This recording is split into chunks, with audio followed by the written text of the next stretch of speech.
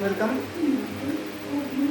দশম শ্রেণীর দ্বিঘাত সমীকরণ বা কোয়াড্রেটিক ইকুয়েশন।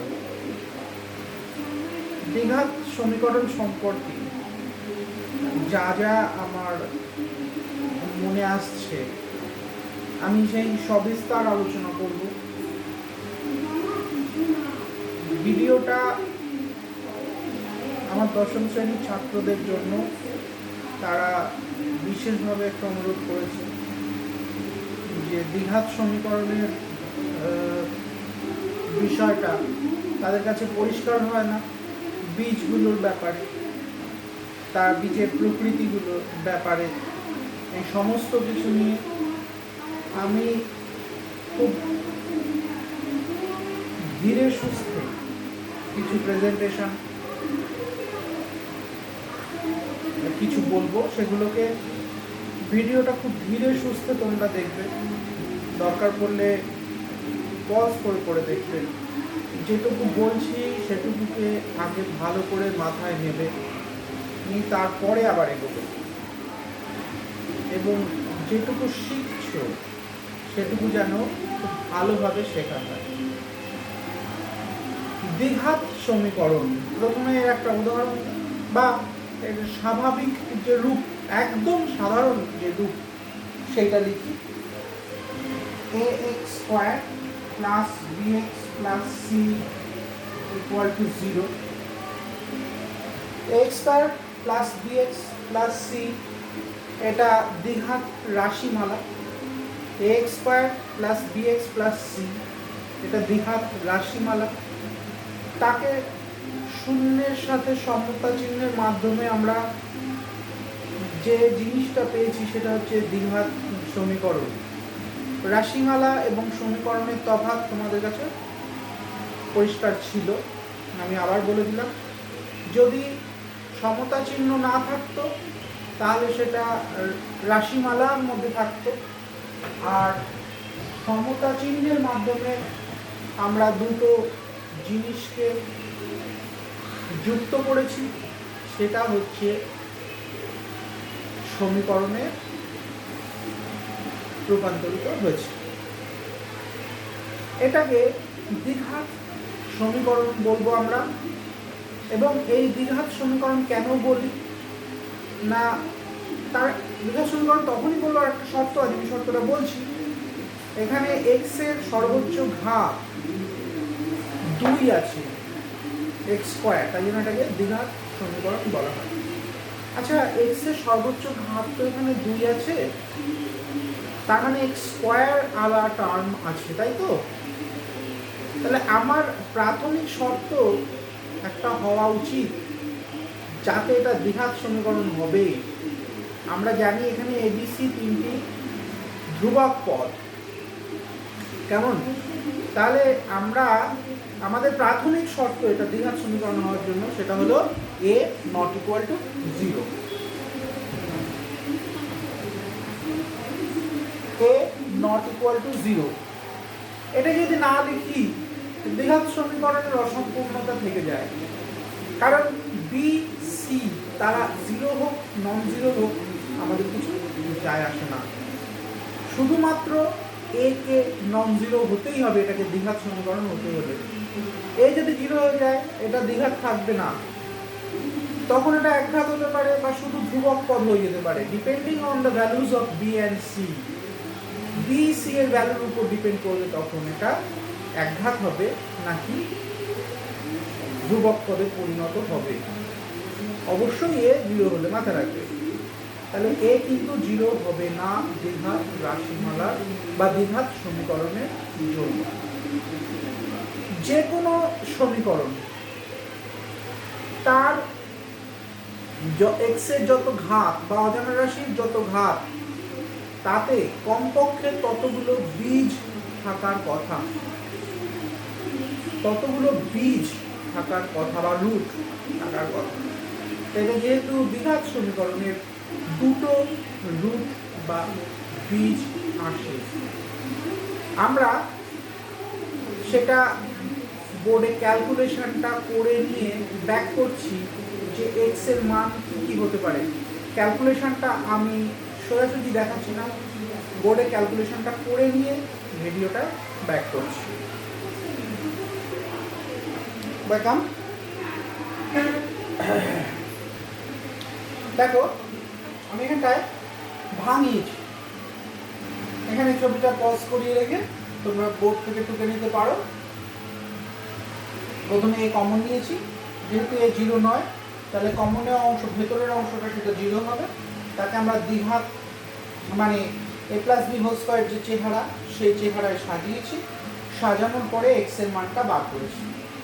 এক্স এর দুটো মান পাওয়া গেছে, -b ± √b² - 4ac/2a। এই সূত্রটাকে শ্রীধরাচার্যের সূত্র বলা হয়। এই সূত্রটাকে আমি একদম মুখস্থ করে রাখতে বলি, কারণ যে কোনো দ্বিঘাত সমীকরণে খুব সহজেই এই সূত্রের মাধ্যমে এক্স এর দুটো বীজের মান বের করে ফেলা যায়। তাহলে x আবার বলছি -b ± √b² - 4ac/2a। কি করে এলো? এই জায়গাটা বোর্ডটাকে পজ করো, ছবিটাকে পরে বোর্ড থেকে টুকে নিতে পারো। খুব ইজি ক্যালকুলেশন। তাহলে দেখলে দুটো বীজ আমরা পেলাম। আবার বলি এটা শ্রীধরাচার্যের সূত্র। শ্রীধরাচার্যের সূত্রটাকে তোমরা কিন্তু মুখস্থ করে রাখবে।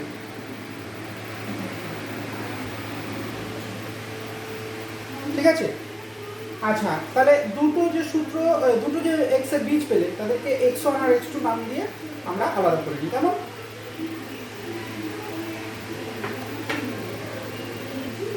আমি এবার x1 আর x2 এই দুটো বীজকে যোগ করে দেখাচ্ছি যে কি আসছে। x1 আর x2 যদি যোগ করে দিই, এটা লসাগু 2a হবে, উপরে -b + √b² - 4ac -b - √b² - 4ac। তাহলে হচ্ছে -2b/2a -b/a। তাহলে বীজ দুটো যোগফল x1 + x2 পেলাম -b/a। মনে থাকবে, এটাকে রাখি, আমাদের পরে কাজে লাগবে। আর x1 × x2 তোমরা যদি গুণ করো a + b × a - b এর সূত্রে এটা ভেঙে গিয়ে যেটা পাবে সেটা হবে c/a। তাহলে x ঠিক একইভাবে আমি যেভাবে ভাঙলাম বা ক্যালকুলেশন করলাম, তোমরা ক্যালকুলেশন করো, x1 × x2 পাবে c/a। আচ্ছা, তাহলে এই দুটো একটা সমীকরণ দেওয়া থাকলো, তাহলে তার বীজদ্বয় আমরা সহজে বার করে নিতে পারবো শ্রীধরাচার্যের সূত্রের সাহায্যে। আর যদি বীজ দেওয়া থাকে কি করে সমীকরণ পাবো, দেখো এটা হেল্প নিয়ে এটা মুছে দিলাম। আচ্ছা, মনে আছে তো এখান থেকে আমরা যদি x কমন যদি কেটে বাদ দিয়ে দিই, তাহলে পরে থাকে x² + b/a × x + c/a = 0। আমরা যখন শ্রীধরাচার্যের সূত্রটা ডিরাইভ করেছিলাম সে জায়গাতে a কমন নিয়ে কেটে বাদ দিয়েছিলাম, মনে আছে?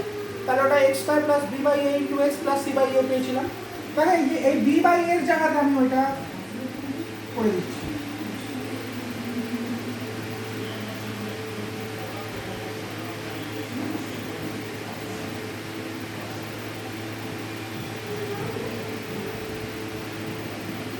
অর্থাৎ সমীকরণটা কি দাঁড়াবে? x² প্লাস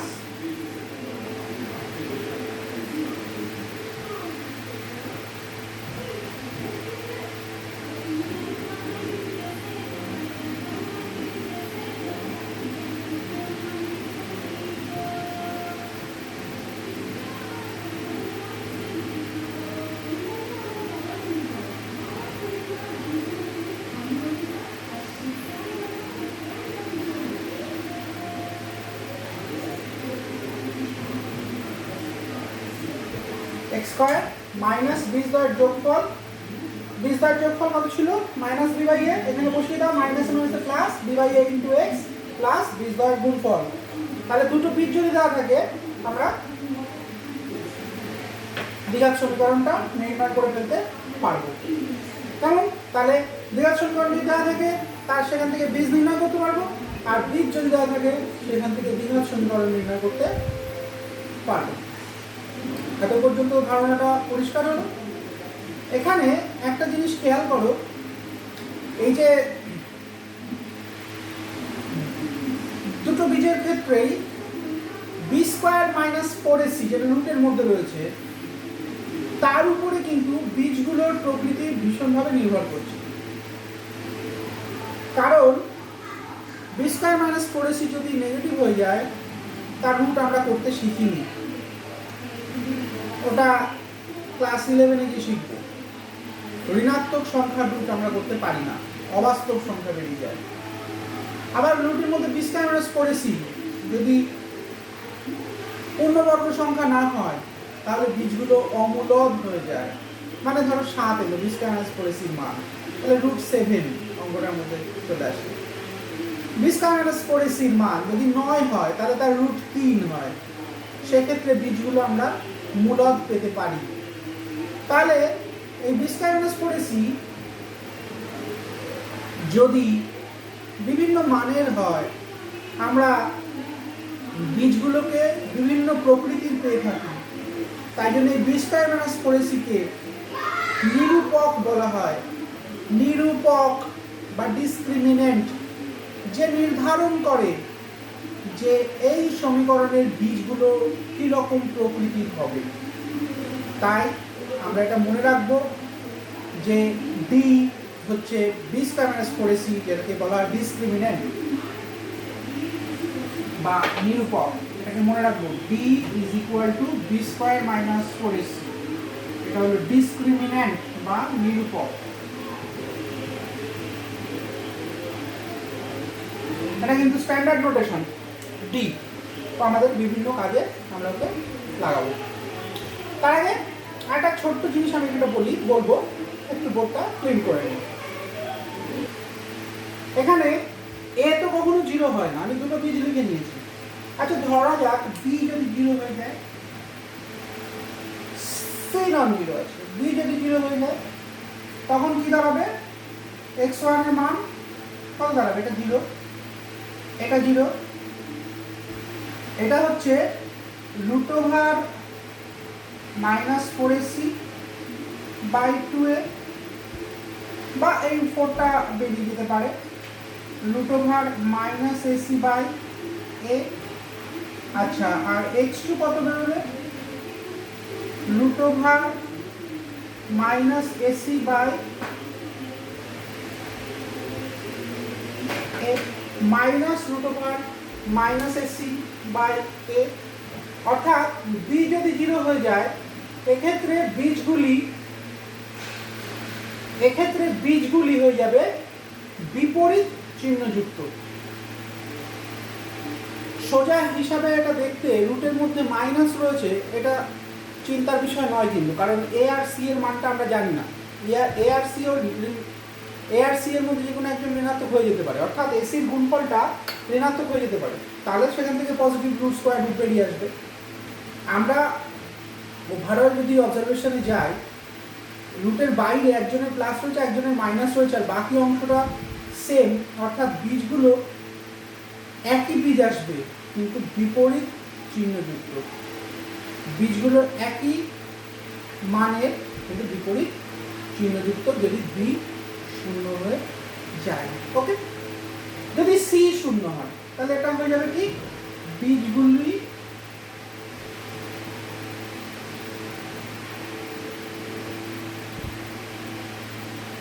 একই কিন্তু বিপরীত চিহ্নযুক্ত। বীজগুলি একই না বলে বীজগুলি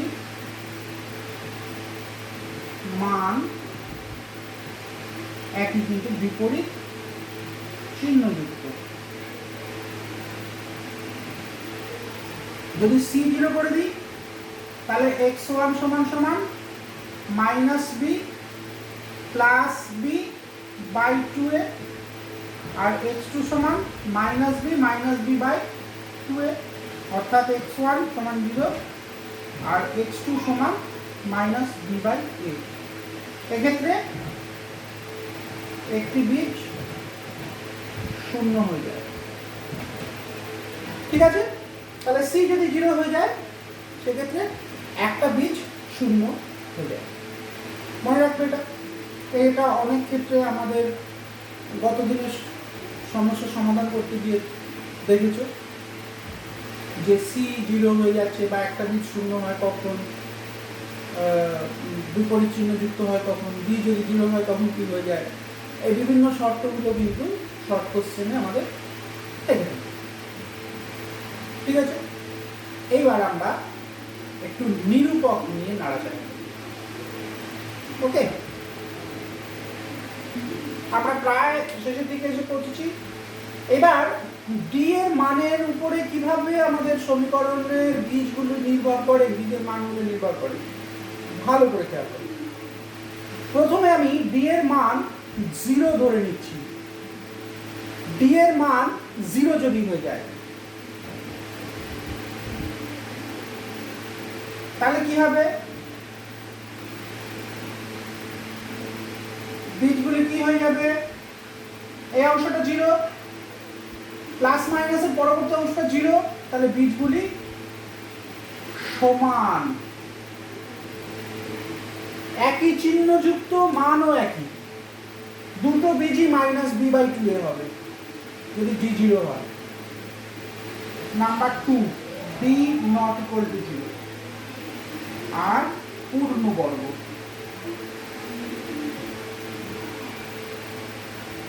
নট ইকুয়াল টু 0 হয়েছে, পূর্ণবর্গ হয়েছে।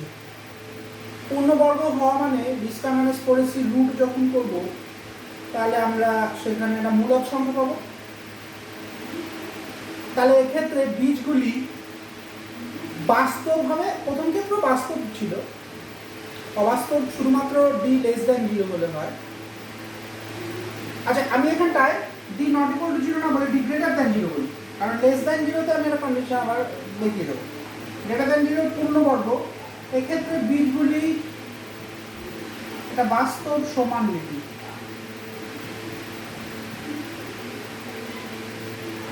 এক্ষেত্রেও বীজগুলি বাস্তব অসমান হবে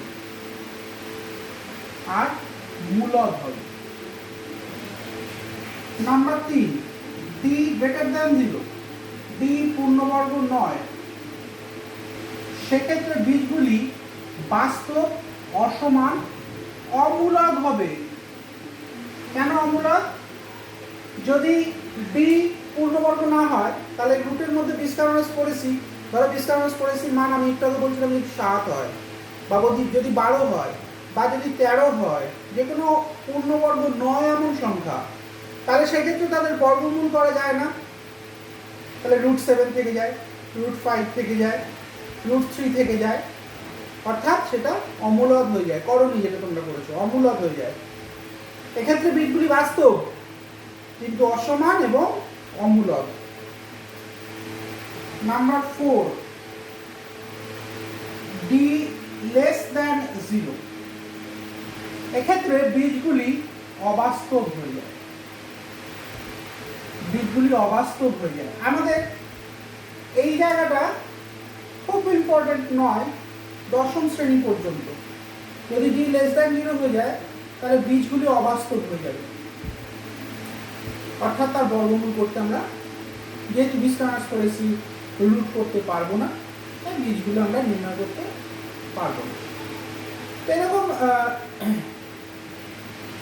বিভিন্ন সমস্যার ক্ষেত্রে আমরা এই কন্ডিশনগুলোকে অ্যাপ্লাই করে সহজেই দেখে নিতে পারি রুটগুলো কীরকম আসবে বা কোনো অঙ্ক ভুল আছে কিনা সেটা কিন্তু আমরা এই বিস্তারণস পলিসি ক্যালকুলেশন করে চেক করে নিতে পারি। যদি বিস্তারণস পলিসি নেগেটিভ হয় তো আমরা বলে দিতে পারি যে এই দ্বিঘাত সমীকরণের সমাধান আমাদের পক্ষে করা সম্ভব না দশম শ্রেণী পর্যন্ত।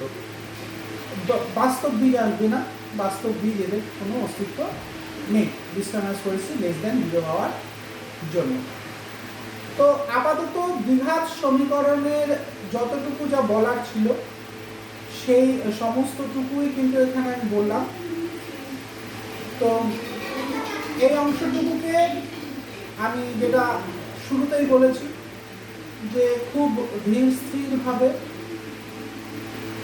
খুব মাইনিউটলি আর কি চেক করো, এগুলোকে ভালোভাবে দেখো,